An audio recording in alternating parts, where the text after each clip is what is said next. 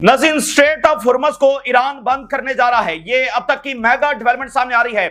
Israel की जानिब से ईरान पर जंग मुसल्लत कर दी गई है। जैसे कई एक दीगर इस्लामी मुल्कों के ऊपर जंग मुसल्लत की गई, तो अब ईरान के ऊपर जंग मुसल्लत की गई है। इस सेंचुरी के पहले 25 साल इस्लामी दुनिया के लिए बहुत ही मुश्किल साबित हुए हैं। एक के बाद एक मुल्क को तबाह कर दिया गया और अब जो है वो ईरान को अटैक किया गया है और मकसद ईरान को मुकम्मल तौर पर तबाह करना है, कई हिस्सों के अंदर जो है वो तकसीम करना है, इस इस्लामिक रिजीम को तब्दील करना है। तो ईरान अब रिस्पॉन्ड करने जा रहा है और अपनी हर कैपेबिलिटी के अंदर रिस्पॉन्ड करेगा। ईरान स्ट्रेट ऑफ हुर्मुज़ को बंद करने जा रहा है, यह मुतवक्के भी था और अब यह होने जा रहा है। और ईरान से एक और बड़ा इक़दाम सामने आया है, F-35 इसको मार गिराया गया है, एक और त्यारा मार गिराया गया है। कंफर्मेशन ईरान से सामने आ रही है और ईरान वो दुनिया का पहला मुल्क बन चुका है जिसने इजरायली F-35 को मार गिराया है। इसके साथ साथ इजराइल ने अपने जो तमाम सिविलियन एयरक्राफ्ट हैं, जो पैसेंजर त्यारे हैं, उनको बेन गोरियन और बाकी एयरपोर्ट से मुंतकिल कर दिया है, तमाम के तमाम एयरक्राफ्ट को साइप्रस के अंदर और यूनान के अंदर, ताकि ईरान उन पर हमला ना कर सके। तो इससे आप यह भी अंदाजा लगा सकते हैं कि ईरान अकेला लड़ रहा है और इजराइल जो है वो उसके साथ पूरा वेस्ट खड़ा है। ये जो सहूलत इजराइल को मुयसर है, ये ईरान को तो मुयसर नहीं है। वो तो अपने सारे पैसेंजर एयरक्राफ्ट जो है वो वहां शिफ्ट कर रहे हैं, तो ईरान के पास ऐसी कोई सहूलत नहीं है। एक मुल्क भी ऐसा नहीं है जो कहे कि आप अपने जो त्यारे हैं वो यहां पर खड़े कर लें। ये वन ऑफ द एग्जाम्पल है जो सपोर्ट इजराइल को दी जा रही है।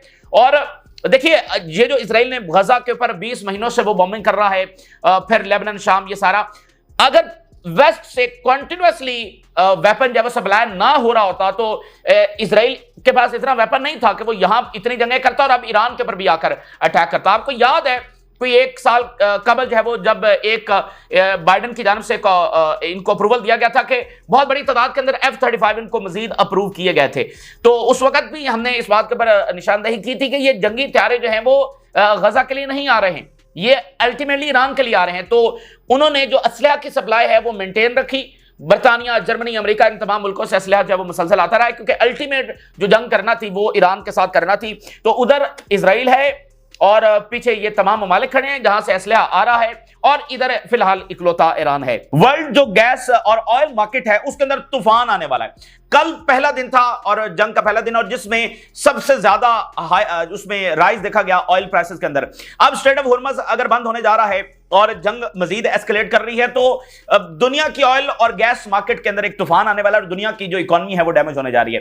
देखें, ऑयल प्राइसेस अप होंगी, महंगाई बढ़ेगी, इकोनॉमीज हिट होंगी और बहुत सारे रिजीम्स भी गिर सकती हैं, बहुत सारे गवर्नमेंट्स भी गिर सकती है, क्योंकि बहुत सारे मुल्कों में ऑलरेडी महंगाई का इशू है और पॉलिटिकल इंस्टेबिलिटी है। महंगाई की वजह से अब ऑयल प्राइसेस ऊपर जाएंगी, उन मुल्कों के अंदर महंगाई बढ़ेगी। तो एक यानी जंग से हटकर भी, अगर उनका बराह रास्त जंग से ताल्लुक नहीं भी है, तो यहां से जो इंपैक्ट क्रिएट होगा ओवरऑल, जो ग्लोबल सतह के ऊपर इन्फ्लेशन आएगी, जो इकोनॉमीज मुतासर होंगी, जो इंडस्ट्रीज मुतासर होंगी, तो उससे बहुत सारी गवर्नमेंट्स इस इफेक्ट के साथ ही गिर जाएंगी और बहुत सारे मालिक जब उसके अंदर ड्रैग, यानी वर्ल्ड इकोनॉमी जो है वो मुतासर होने जा रही है। और इस जंग से बार बार खबरदार क्यों किया जाता रहा? सबसे बड़ी वजह यह थी कि इराक, अफगानिस्तान वो और जंगें थी, क्योंकि यहां पर स्ट्रेट ऑफ हुर्मुज़ है जिसको ईरान कंट्रोल कर सकता है और यहां से दुनिया का ऑयल गुजरता है। और अब तो यूक्रेन जंग के बाद वेस्ट की ज्यादा जरूरत यह है और बाकी साउथ कोरिया और बहुत सारे मालिक, तो ये दुनिया की इकोनॉमी को मुतासर करेगा। लेकिन बहरहाल इजराइल की जानिब से बिल्कुल एक रैकलेस इकदाम उठाया गया है और वर्ल्ड सिक्योरिटी को खतरे में डाल दिया गया। अब जैसे जंग एस्केलेट कर रही है, ये जंग रीजन में फैलेगी तो बाकी रीजन भी इसमें ड्रैग होंगे। पूरा अगर मिडिल ईस्ट ड्रैग होगा तो बाकी मालिक भी डेफिनेटली इससे मुतासर होने जा रहे हैं। तो एक रैकलेस और एक बारबैरिक एक इकदाम उठाया गया और बदमाशी, सिर्फ खुली बदमाशी यहां पर की गई है। लेकिन बहरहाल अब इसका खमियाजा तो भुगतना है, इतनी आसानी से तो अब ये मामला नहीं जाएगा। और इजराइल इस वक्त बॉम्बिंग कर रहा है ईरान के ऊपर, एक नई लहर है, एक नई वेव है जिसके साथ बॉम्बिंग इस वक्त की जा रही है। और इजरायली जो डिफेंस मिनिस्टर है उसने सुप्रीम लीडर को धमकाया है। आप जरा अंदाजा करें इस जेनोसाइडल रिजीम का कि इधर अब सुप्रीम लीडर को धमकाया गया है और मुकम्मल बदमाशी के साथ, यानी उसकी वर्डिंग इस तरह से थी कि वो सुप्रीम लीडर को भी असैसिनेट कर सकते हैं, ठीक है, ईरान के प्रेसिडेंट। और आप जरा देखिए कि इसके बाद क्या होगा, यानी इसके बाद इस खित्ते के अंदर जो है वो कौन सी तबाही आने वाली है जिस तरफ ये धकेल चुके हैं और मजीद इस तरह की बातें कर रहे हैं। और इजरायली डिफेंस मिनिस्टर ने कहा कि तेहरान को हम जला के रख देंगे अगर ईरान ने हमारे पर हमले जारी रखे। यानी यहां पर भी वही सेल्फ डिफेंस वाली जो प्लेबुक है वही दोबारा से दोहराई जा रही है कि ये हमला इन्होंने लॉन्च किया, ईरान ने जवाबी हमला किया, तो अब उस जवाबी हमले को ये जवाब बना रहे हैं ईरान पर मजीद हमला करने के लिए। इसराइल है वो बॉम्बिंग कर रहा है गजा के ऊपर बहुत ज्यादा शदीद, चूंकि तवज्जो कल से हट गई है तो अब जो 24 घंटों के स्टैट्स हमारे सामने आ रहे हैं, वेरी अनफॉर्चुनेट, वेरी हॉरिफिक, 24 घंटों के अंदर 90 फलस्तीनी शहीद हो गए हैं और 605 फलस्तीनी जख्मी हुए हैं। एड और मेडिसिन ब्लॉकेड उसी तरह से कायम है, बॉम्बिंग शदीद हो गई है, तवज्जो वहां पर नहीं है। 90 फलस्तीनी शहीद हो गए हैं जिनकी बॉडीज निकाल गई हैं और 605। अब आप देखिए कि इससे पीछे आप चले जाएं तो 100 से 150 फलस्तीनी जख्मी हो रहे थे, लेकिन कल के दिन 605 फलस्तीनी जख्मी हुए। इधर सारी तवज्जो जो है वो ईरान की तरफ थी और इजरायली आर्मी ने कहा है कि उसको मुकम्मल एयर डोमिनेंस हासिल हो गई है, यानी अब वो फ्रीली इजराइल से फ्लाई करके सीरिया इराक से गुजरते हुए ईरान में जाकर बॉम्बिंग करके वापस आ सकते हैं। यानी उन्होंने एक पूरा कॉरिडोर बना लिया है जिसमें अब उनके लिए कोई रुकावट नहीं है। तो इससे हम मजीद अंदाजा लगा सकते हैं कि जो सीरिया में रिजीम चेंज किया गया और मौजूदा जिस शख्सियत को लाया गया है, जो एक भी जुबान से अपनी लफ्ज जो है वो इजराइल के खिलाफ नहीं निकाल सके और अलकायदा में थे और अमेरिका की जानब से उनके सर के ऊपर इनाम भी रखा गया था, तो बहरहाल उनको लाया गया है। तो सीरिया की एयर स्पेस भी उनके कंट्रोल में है, लेबनान, सीरिया, इराक, ये सब उनके कंट्रोल में है। इवन जॉर्डन, उसकी एयर स्पेस भी इजराइल के कंट्रोल में है। जॉर्डन ने, अभी खबर आ रही है, अनफॉर्चुनेट है लेकिन बस अब दुनिया की यही रियलिटी है, जॉर्डन ने अपनी एयर स्पेस खोली इजराइल के लिए। जो ईरान से हमला हो रहा था, ईरान के ड्रोन्स और मिसाइल जा रहे थे, जॉर्डन की एयर स्पेस में आकर उनको तबाह किया जाए, ये जॉर्डन ने एयर स्पेस खोली है। ये रिपोर्ट सामने आ रही है। तो 4 एयर स्पेस उनके कंट्रोल में थी, अब 5वीं यानी ईरान की, वो कह रहे हैं कि उन्होंने पूरा कॉरिडोर बना लिया है। और ये बहुत बड़ी चीज है, बहुत बड़ी चीज है कि इस तरह से कभी इजराइल को आज तक मौका नहीं मिला कि वो ईरान तक दंदनाता फिरे। तो ये पहली बार इस तरह से हो रहा है। इसका मतलब यह है कि उनके जहाज फ्रीली आ सकते हैं, बॉम्बिंग करेंगे और वापस चले जाएंगे और कुछ नहीं हो सकेगा। तो इसके साथ ईरान के फॉरेन मिनिस्टर हैं, उन्होंने यूरोपीय यूनियन के साथ बात की है, यूरोपीय यूनियन की लीडरशिप के साथ बात हुई है और विजडम की यहां पर पॉलिसी ईरान लेकर चल रहा है कि वो यूरोप को फिर भी इंगेज कर रहा है, उनको ये कन्वे कर रहा है कि ये जंग आपके साथ नहीं है, ये इजराइल है जो हमें और आपको लड़वाना चाह रहा है। कल भी हमने ये बात की थी कि ईरान को यूरोप के साथ इंगेज करना है, ठीक है ना। यूरोप के हम बात कर रहे थे, तो यूरोप को आज कॉल गई है।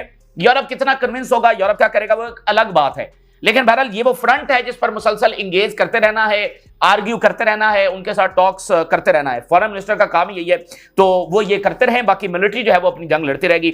इजराइल को आइसोलेट करना जरूरी है, यूरोप तक ये बात कन्वे करना, वो मानेंगे नहीं मानेंगे अलग बात है, लेकिन ये करना जरूरी है। इसी दरमियान नाज़रीन, जो ईरान के मिनिस्टर्स हैं, अब उनको थ्रेट्स हैं।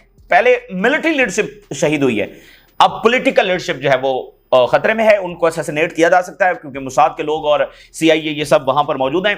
तो इंस्ट्रक्शंस दी गई हैं कि ईरानियन मिनिस्टर जो है वो फोन इस्तेमाल ना करें और एहतियात करें।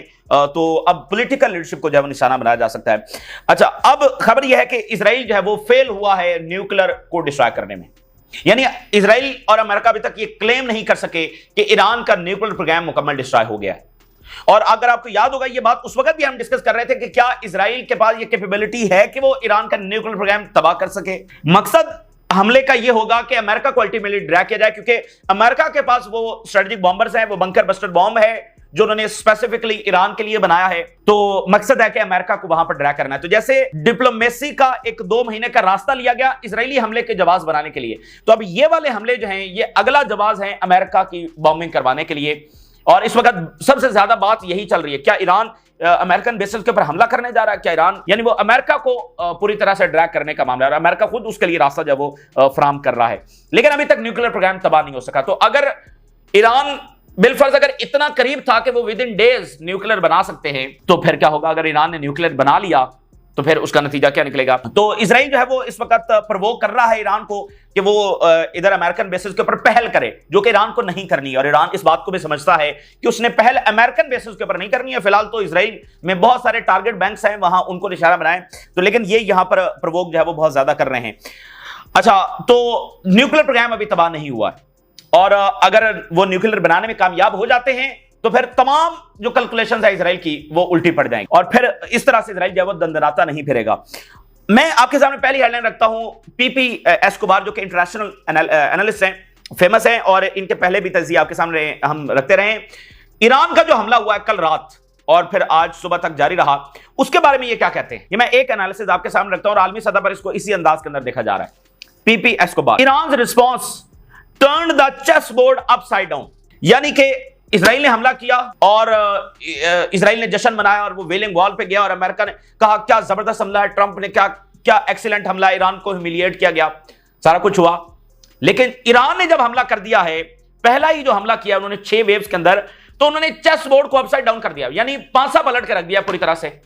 जो वो चीज समझ रहे थे बिल्कुल उनकी कैलकुलेशन उड़ा के रख दी है।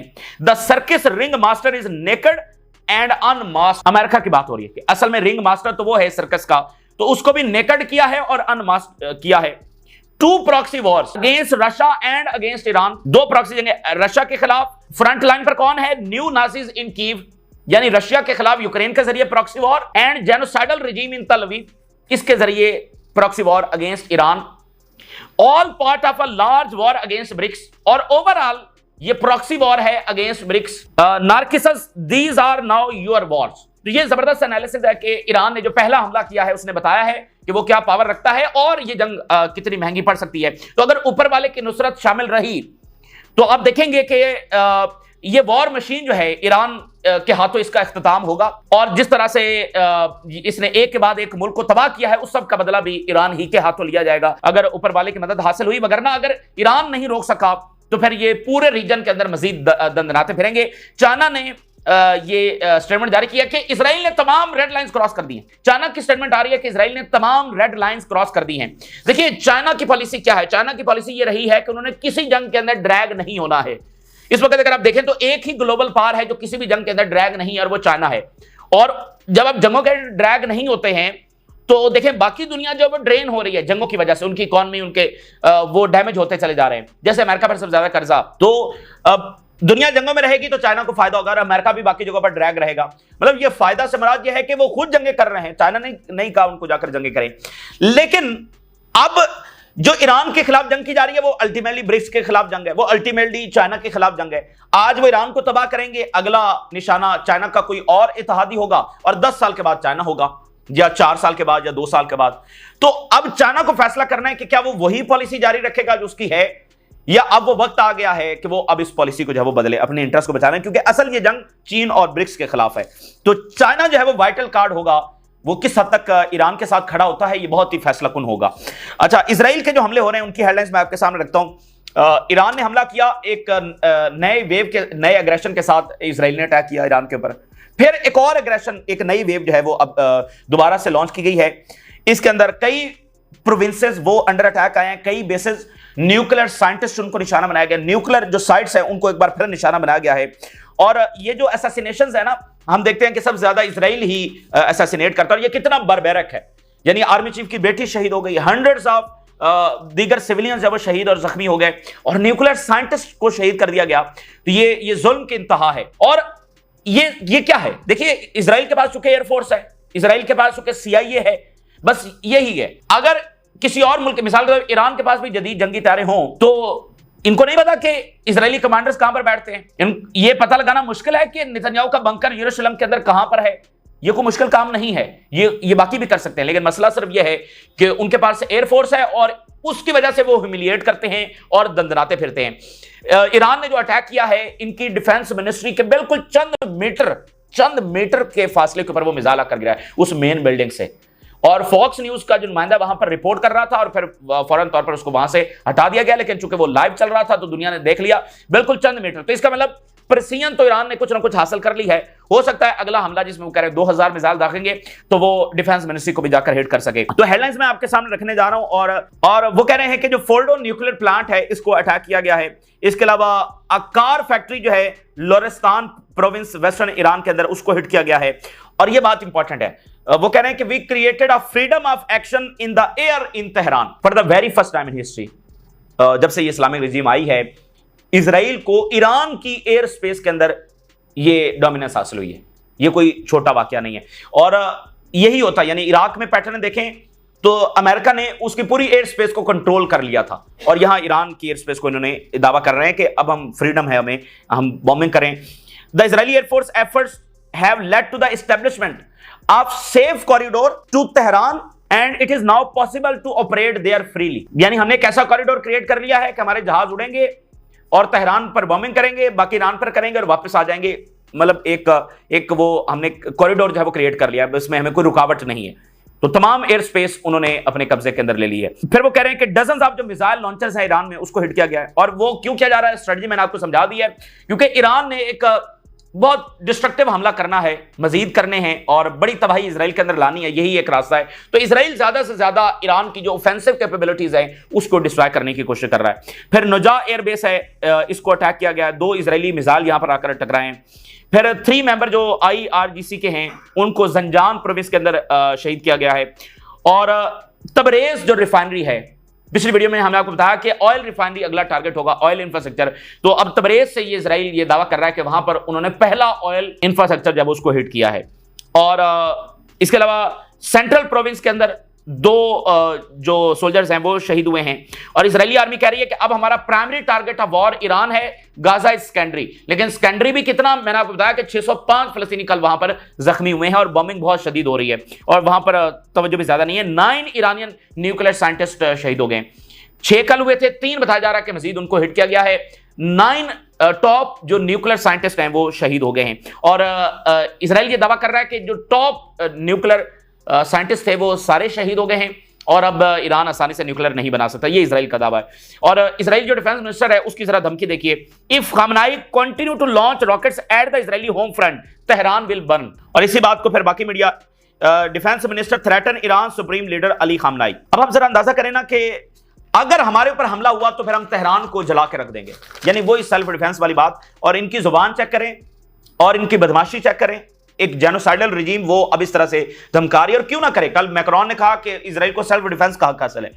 अभी जो कनाडा का प्राइम मिनिस्टर है अब वो कह रहा है कि इजराइल को सेल्फ डिफेंस का हक हासिल है। ये कनाडा से भी बात सामने आ गई, अमेरिका तो कह ही रहा है। तो बहरहाल ये है ना कि उनके पास पूरी लेजिटिमेसी है, वो खुलकर ये कर रहे हैं और धमका रहे हैं। और इस्लामी दुनिया क्या सारी ईरान के साथ खड़ी है, ये भी तो एक बड़ा सवाल है। अच्छा, तो बात यह कि ईरान क्या करेगा। अब ईरान के पास तो कोई ऑप्शन नहीं, ना सरेंडर कोई ऑप्शन है, ना कमजोरी दिखाना कोई ऑप्शन है, ना पीछे हट जाना कोई ऑप्शन है, क्योंकि ये तीनों चीजें ईरान को तबाही से नहीं रोक सकती बल्कि उसकी तबाही को यकीनी बनाएंगी। ईरान अगर तबाही से बच सकता है तो वो सिर्फ ताकत का मुजाहरा है। और उसके बाद सबसे बड़ी डेटरेंस ये थी कि वो दुनिया को मजबूर करे कि वो इजराइल को आकर रोकें, और वो ये थी कि वो वर्ल्ड इकोनॉमी को झटका दे सकता है। उसके पास ये टूल है और वो टूल है स्ट्रेट ऑफ हॉर्मुज। तो अब खबर ये आ रही है कि ईरान स्ट्रेट ऑफ हॉर्मुज की तरफ बढ़ रहा है। ईरान के पार्लियामेंट, अब ये अल जजीरा की पहले रिपोर्ट देखिए, Iran is seriously considering closing the Strait of Hormuz. Al Jazeera, Sky News, Tehran is seriously considering closing the Strait of Hormuz. Al Arabiya, Saudi Arabia का media, Tehran is seriously considering closing the Strait of Hormuz. एक ही बयान 3 media के ऊपर हमने आपके सामने रखा है।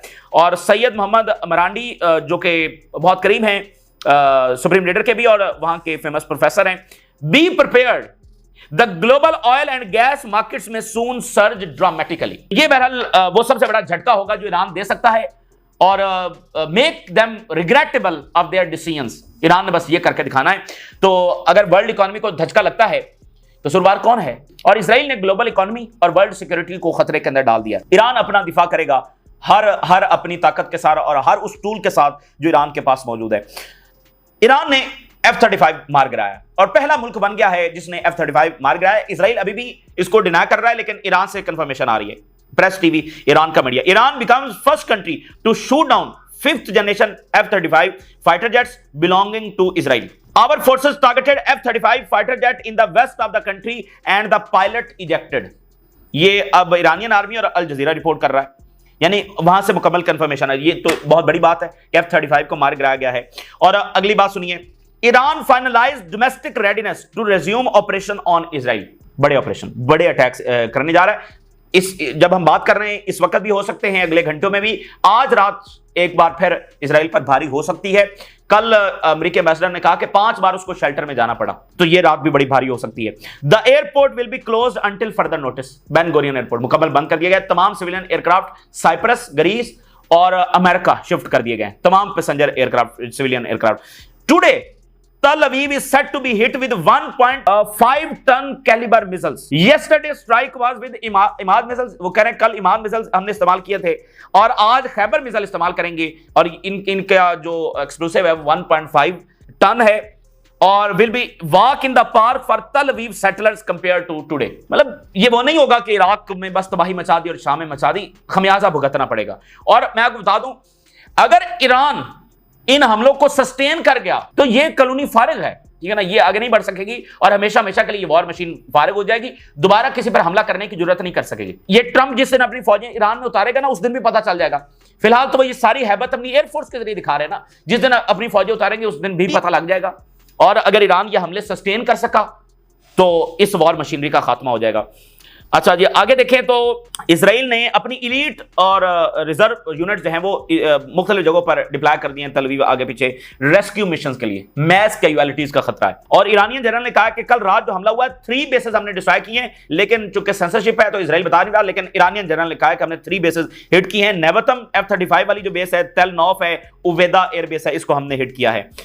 और अब जरा देखिए, ये इजराइल से ये बात सामने आ रही है कि वो न्यूक्लियर प्रोग्राम को मुकम्मल डिस्ट्रॉय नहीं कर सके हैं, और अमेरिकन सेनेटर कह रहे हैं कि डिस्ट्रॉय हो भी नहीं सकता। अब जरा ये बात भी सुन लीजिए, ये सब चीजें टेबल टर्न हो जाएगा जब इधर से इनके जोर की इनके मुंह के ऊपर चपेट पड़ेगी ना, तो ये सारा टेबल टर्न हो जाएगा और इनकी अकल भी ठिकाने में आ जाएगी, इनका सारा प्रोपेगेंडा भी 100 फुट जमीन के नीचे चला जाएगा, सब चीजें ठीक हो जाएंगी। ये सिर्फ ताकत की जुबान समझते हैं। अब जरा बात सुनिए, we hope that Washington will agree with us that getting rid of Iran nuclear program is done by toppling the regime. अब अमेरिका को कह रहे हैं कि मिलिटरीली तो डिस्ट्रॉय किया नहीं जा सकता ईरान का न्यूक्लियर प्रोग्राम, तो वहां पर हमला किस लिए किया भाई? जब हो ही नहीं सकता तो हमला किस लिए किया? अब कह रहे हैं ये रिजीम को गिराना पड़ेगा, रिजीम गिराए बगैर जो है वो न्यूक्लियर प्रोग्राम डिस्ट्रॉय नहीं होगा। American senator, all assessments indicate that Iran's nuclear program cannot be ended by military means। arrogance, बदमाशी, तकब्बुर और बस जंगे छेड़ना और पीछे वो डिफेंस कॉम्प्लेक्स जो है और डीप स्टेट्स, ठीक है ना, और एक नफरत ईरान के खिलाफ, तो बस यही है। अब क्या कह रहे हैं कि ईरान का न्यूक्लियर प्रोग्राम जब वो मिलिटरीली डिस्ट्रॉय हो ही नहीं सकता, तो यही बात तो सारे चीख चीख कर कह रहे थे, तो फिर ये हमला किस लिए किया गया? तो सारी चीजें ठीक हो जाएंगी और सारा टेबल टर्न हो जाएगा और इनकी अकल भी ठिकाने आ जाएगी। और अगर 2-4 बॉम्ब्स भी ईरान ने बना लिए तो फिर इनको पता लग जाएगा। आखिरी हेडलाइन ये है कि यूरोपीय यूनियन के फॉरेन पॉलिसी चीफ के साथ ईरान के फॉरेन मिनिस्टर ने बात की है और उन्होंने कहा कि ये ब्लैटेंट वायलेशन है और टेरिटोरियल इंटेग्रिटी और ये सारी बातें हुई। यूरोप क्या स्टांस लेता है और चाइना किस हद तक जाता है? 2-4 मिसाइल दें, जरा उनके भी टेस्ट हो जाएं, उनके बैलिस्टिक मिसाइल कैसे हैं, उनके हाइपरसोनिक मिसाइल कैसे हैं। देखिए, ईरान के पास ये सलाहियत है कि वो एक लंबी जंग लड़ सकता है, ठीक है ना। इसलिए मैंने आपको पिछली वीडियो में बताया कि वहां पर सिविल वॉर करवाने की कोशिश की जा रही है ताकि आपस में एक दूसरे को लड़ें और एक दूसरे को कमजोर करें। ना ही इजरायली आर्मी में जरूरत है कि वो ईरान में उतरेंगे, एयरफोर्स है वो बॉम्बिंग कर रही है, ठीक है। अमेरिका भी बॉम्बिंग करेगा तो हूतीज के ऊपर भी उन्होंने बॉम्बिंग की है, क्या हासिल कर लेंगे? ऑन ग्राउंड आना पड़ेगा और जिस दिन वो ऑन ग्राउंड आएंगे उस दिन लग पता जाएगा। जैसे वियतनाम में हुआ, एक लंबी जंग वियतनामीज ने लड़ी, अल्टीमेटली क्या हुआ? तो ईरानी भी लड़ेंगे, ठीक है ना। ईरानी भी एक लंबी जंग लड़ सकते हैं और असलहा भी पहुंचता रहेगा, सारा कुछ पहुंचता रहेगा। तो ये इतना आसान नहीं होगा, इसलिए उनका असल प्रोजेक्ट सिविल वॉर है। सिविल वॉर वो करवाने की कोशिश कर रहे हैं और फिलहाल वो बॉम्बिंग के जरिए वो अचीव करने की कोशिश कर रहे हैं जो अचीव हो नहीं सकता, वो जितनी मर्जी बॉम्बिंग कर ले, ठीक है। ईरान भी आगे से जवाब देगा और देखते हैं अगले घंटों में क्या होता है। तो ये ताजा तरीन सूरत हाल है जो आपके साथ शेयर किया, आपने राज करें। इजाजत दीजिए, अल्लाह हाफिज।